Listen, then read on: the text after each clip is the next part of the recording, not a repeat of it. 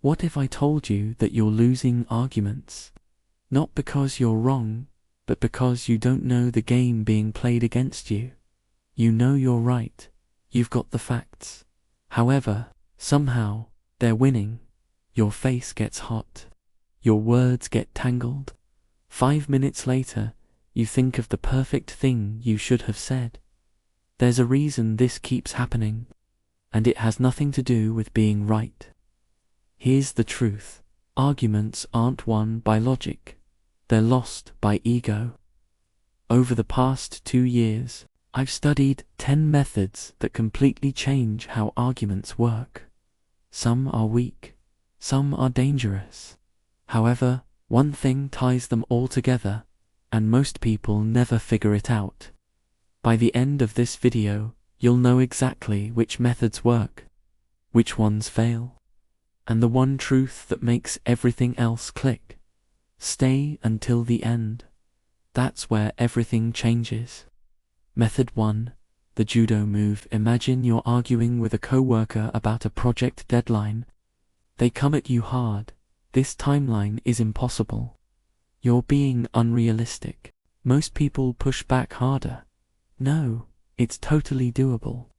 Then, they get stuck in a shoving match that nobody wins. But what if you don't push back at all? Instead, you agree. You're right. This timeline is aggressive. They weren't expecting this. Their energy has nowhere to go. Then you add, there's just one part I want to understand better. If we adjust these 2 tasks, doesn't that solve the biggest bottleneck? This is judo.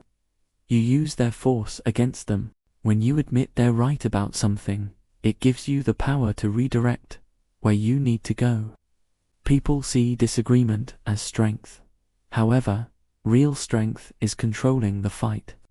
By not fighting Slavery, at all, the treatment of human beings as this property doesn't give you deprived full of personal control. rights, has You're occurred still in many playing their forms game. throughout the world. It's solid, But one but there institution are stands sharper out. tools. Method 2. The Socrates trick. Picture this. Your friend says, college is a waste of time. Successful people drop out all the time.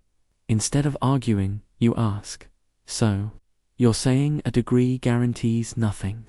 Exactly. Then you continue, okay. But don't skills, connections, and timing matter just as much as whether you dropped out or not? Watch what happens. They pause. They start seeing the holes themselves. You didn't lecture them. You guided them to their own conclusion. Here's the power move. People trust what they figure out more than what you tell them. Arguments aren't won by force. They're lost by ego. The downside, this takes patience. If someone's emotional or rushed, questions feel like attacks. Method 3. Magic words. Imagine arguing with your partner about vacation plans. You could say, you never listen to what I want. Or, you could say, I feel like my ideas aren't being heard.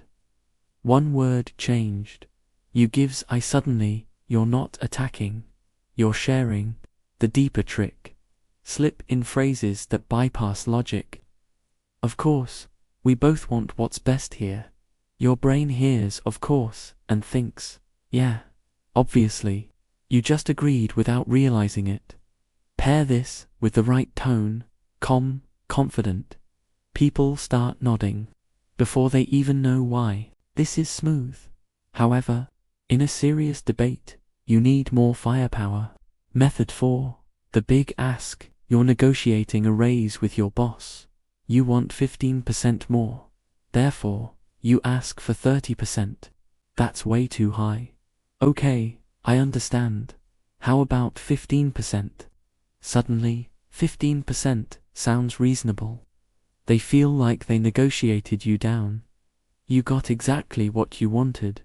The moment you try to win, you've already lost. However, here's the catch. This only works in negotiations. In a regular argument, people smell the trick a mile away. Method 5. The information avalanche. Imagine you're in a meeting. Someone challenges your proposal. You respond, "Have you considered the 20% failure rate in similar projects? The Q3 market data showing demand increased. The feedback from 3 industry experts who said this exact approach works. Their brain can't process it all at once. They feel overwhelmed. They can't respond to everything, so they respond to nothing. Silence looks like surrender." This is powerful, dangerously powerful, but it has a darker twin. Method 6. The lie avalanche. Same strategy as before, but with one ugly twist. Half your facts don't need to be true. There's actually a law about this. Brandolini's law. It says, the energy needed to disprove something is 10 times greater than the energy needed to say it. Therefore, throw out 10 claims, and they'll only fact-check to before giving up. How to beat someone using this on you. Don't fact-check everything. Call out the game. You're throwing too much at me. Let's focus on one thing, then. Pick their weakest claim and tear it apart completely. This method works. However, get caught lying once, and your credibility is gone forever. Method 7. The distraction you're losing. The facts aren't on your side. Your argument's falling apart. Shift the conversation just slightly. Sure, but what about this other issue that affects everything? This is the red herring. You're not trying to win anymore. You're buying time and confusing them. Imagine arguing about budgets at work. You're losing the numbers game. Then you say, before we worry about cost, shouldn't we talk about team morale first? You just changed the battlefield. It works. However, anyone sharp will call it out. That's not what we're discussing. Method 8. The small yes people hate changing their minds. Their identity is wrapped up in being consistent. Don't ask them to change. Get them to agree with something tiny first. Do you think everyone deserves to be treated with respect? Of course. Then we can agree that in this situation, ignoring someone's input isn't fair, right? They already said yes to step 1. Now, it's psychologically harder to say no to step 2. You're building a bridge made of agreements. The catch: if they disagree with your first point, the whole structure collapses. Method 9. The power of 3. Our brains are pattern machines. Give someone 1 reason, they forget. Give them 5, they tune out. But 3 feels complete. 1, it's cost effective. 2, it's been tested. 3, the data proves it scales. 3 feels official. True.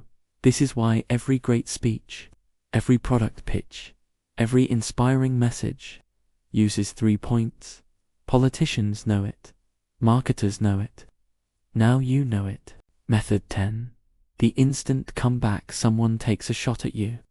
You fire back immediately. At least I showed up on time. Everyone laughs. You look like you won that moment. However, here's the truth. You didn't win the argument. You just won 10 seconds. The argument keeps going. And now they're angry, focused on destroying you. It's flashy, but flash doesn't win. Strategy does. So, which method is best? Here's where most people get it completely wrong. They think you pick one method and master it. That's not how this works. Slavery, You could master the treatment all of human 10 beings methods as property, and still deprived of lose personal every rights, argument. has occurred Why? in many forms Because throughout there's the world. one thing they never But one teach institution you. The stands out. secret isn't in the methods. It's in reading the person in front of you. Someone emotional. Don't drown them in facts. They won't hear a word. Someone logical. Don't crack jokes. They'll think you're not serious. Someone defensive. Don't use judo. They'll think you're patronizing them. However, here's something deeper.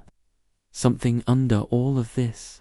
The best way to win any argument is to make the other person feel heard first, not outsmarted, not defeated. Heard when someone feels like you actually understand their point. Even if you disagree, their defenses drop. They stop fighting to be right and start listening to find the truth. Then, and only then, any method can actually work. You can throw information avalanches, use magic words, or build bridges of agreement. But if the other person feels dismissed, none of it lands. They shut down. Before you try to win, show them you understand what they care about. This isn't manipulation. It's real communication. The strongest arguments aren't won by crushing your opponent. They're won by bringing them to your side. Listen first. Reflect what matters to them. Then guide the conversation, using whichever method fits that moment. That's the game behind the game. Master this, and you'll never lose an argument the same way again. Thanks for watching. Until next time.